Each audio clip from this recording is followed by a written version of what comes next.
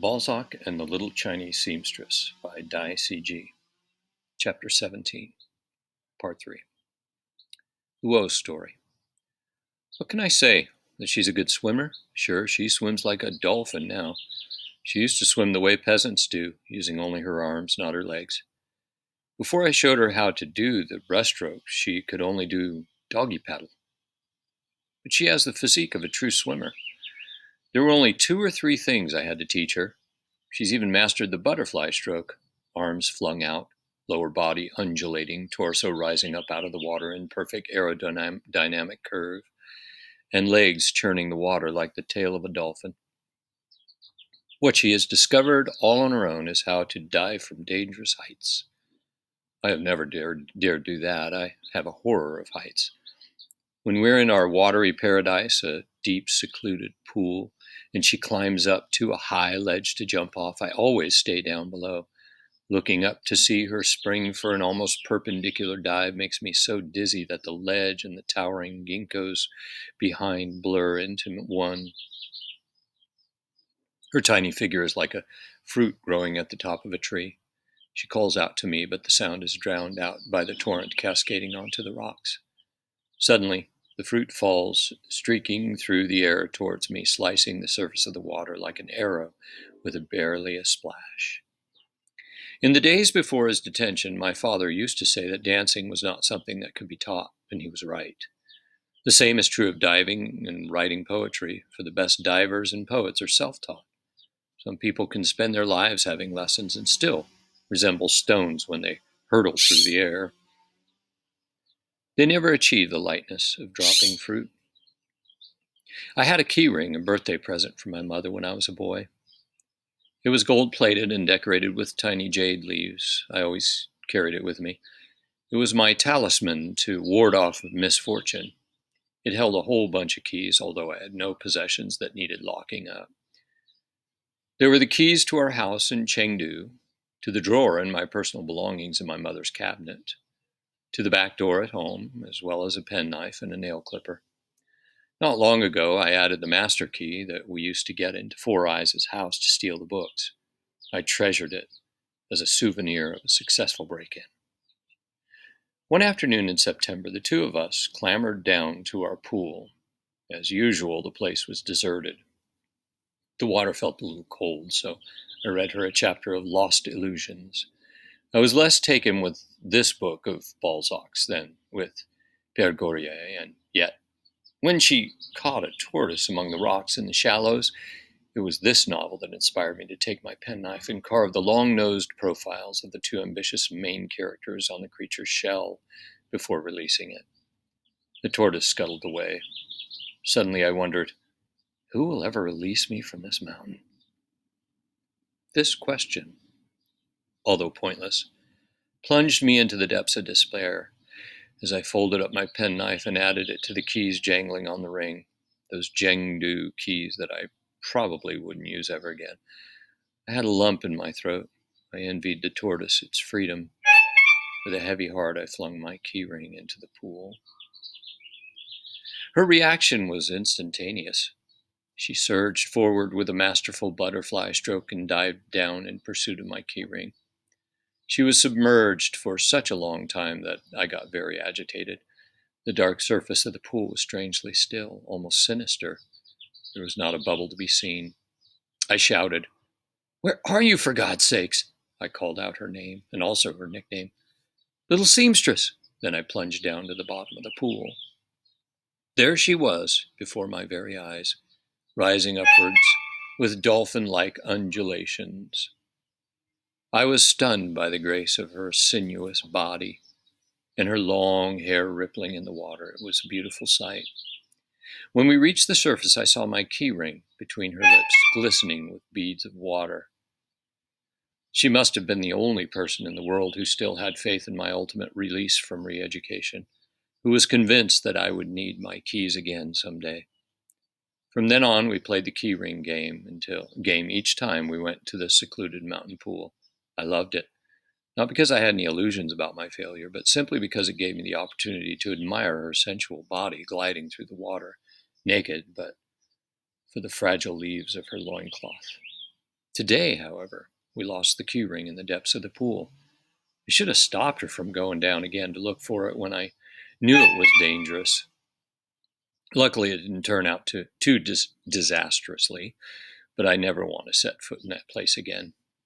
When I got back to the village this evening, I found a telegram waiting for me, saying that my mother has been rushed to the hospital and I must come as soon as possible.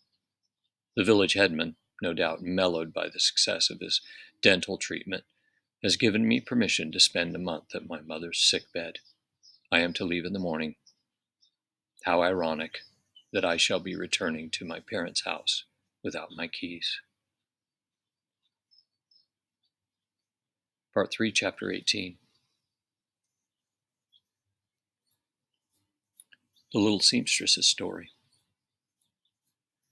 The books Luo read to me always made me want to dive into the cool water of the mountain torrent. Why? It was a gut reaction, like when you can't help blurting out what you're thinking. At the bottom of the pool, there was a bluish blur, a swath of murkiness, where you couldn't make out the details of the underwater scenery, as if there was a veil before your eyes. Luckily, Luo's key ring always landed in more or less the same place in the middle, within a circle of a few meters wide. There were stones at the bottom, which you didn't even notice until you touched them. Some of them were small and smooth like pale eggs.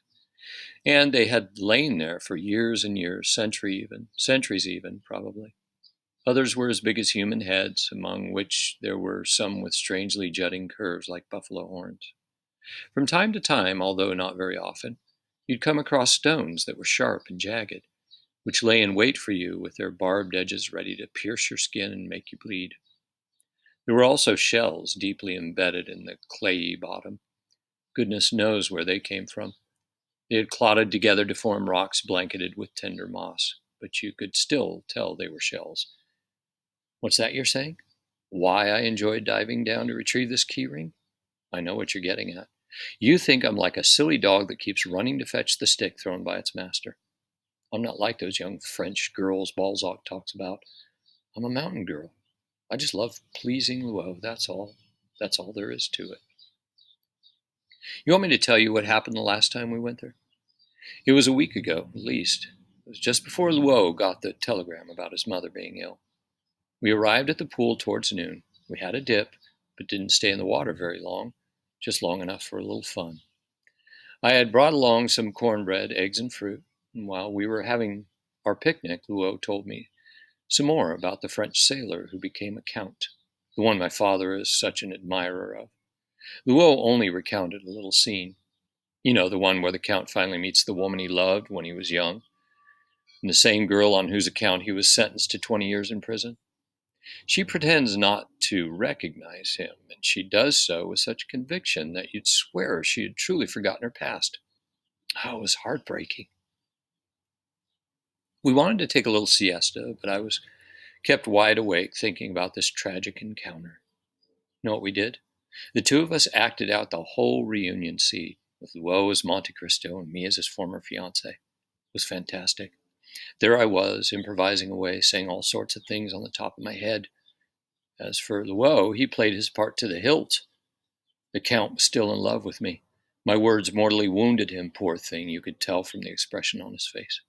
He glared at me, his eyes ablaze, with hatred and rage, as if I were the girl who had married the man who had betrayed him.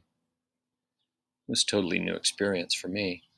Before, I had no idea that you could take on the role of a completely different person, actually become that person, a rich lady, for example, and still be your own self. Luo told me I'd make a good actress. After our acting session, it was time for our usual game. Luo flung his key ring into the water and it sank like a pebble. I stepped into the pool and ducked under the surface. I ran my fingers over the stony bed and groped in shadowy recesses where the water was almost black until suddenly I touched a snake. It was ages since I had touched a snake either on land or underwater, but its slippery cold skin was instantly recognizable. I shrank back instinctively, quickly headed to the shore. Where did it come from? It's impossible to say. It may have been carried down by the stream, or may have been a grass snake in search of new territory. A few minutes later, I plunged in again. In spite of Luo's protestations, I couldn't bear to think of his keys being left to a snake.